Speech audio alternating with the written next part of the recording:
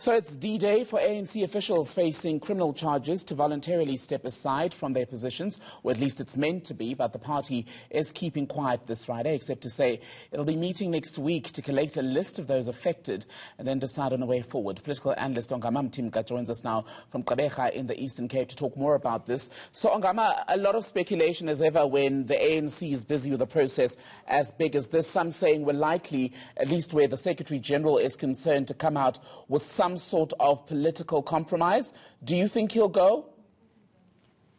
So I don't know. We forecast, and when there's conclusive information, we do. So what's happening here is that the ANC has been testing a process since it began the processes of bringing in Integrity Commission of rules-based engagement.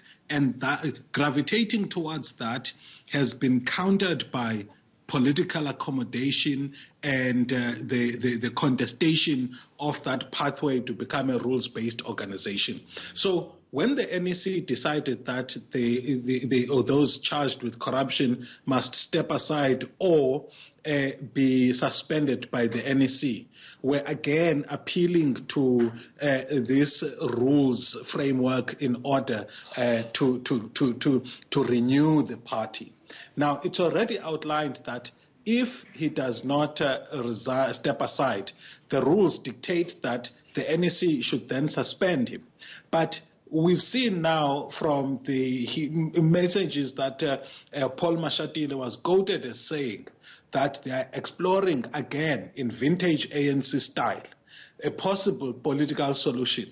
And I think that that's what raises doubt as to if Ace Magashule does not step aside, whether the NEC will in fact exercise its right to suspend him and everybody else who's been charged of corruption. And Ongama, what would a political compromise then do as far as the ANC's image in the eyes of the public, who are already doubting the party's seriousness as far as fighting corruption? What would that mean for public confidence in the party if, instead of a suspension or a voluntary departure, we ended up with some sort of political compromise?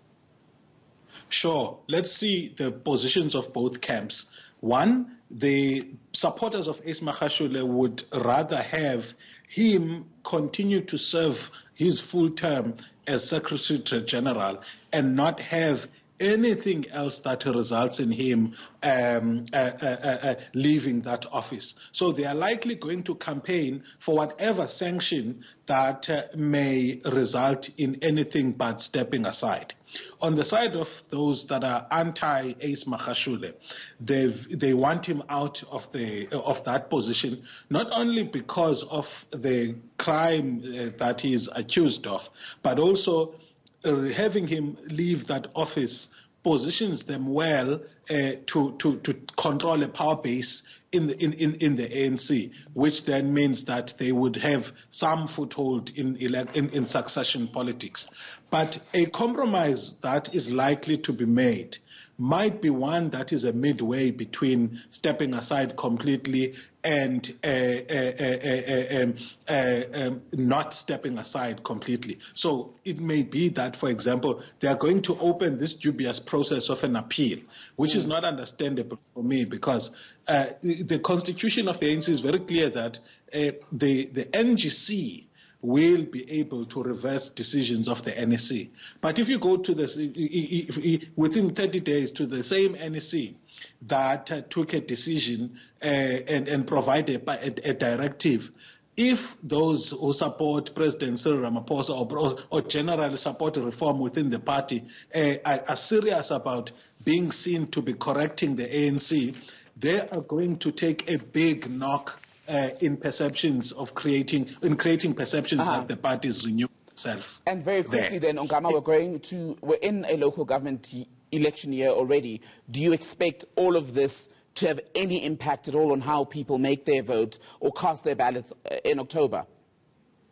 Absolutely. Voter sensitivity in South Africa, voter behavior in South Africa has become increasingly more sensitive to performance information as well as conduct and character, plus leadership of political parties. So all of those factors have a bearing on whether or not the ANC will be able to get votes at the upcoming elections. Ongama Mtimka, political analyst speaking to us from Gqeberha in the Eastern Cape. Good to speak to you as always, Ongama. Thank you.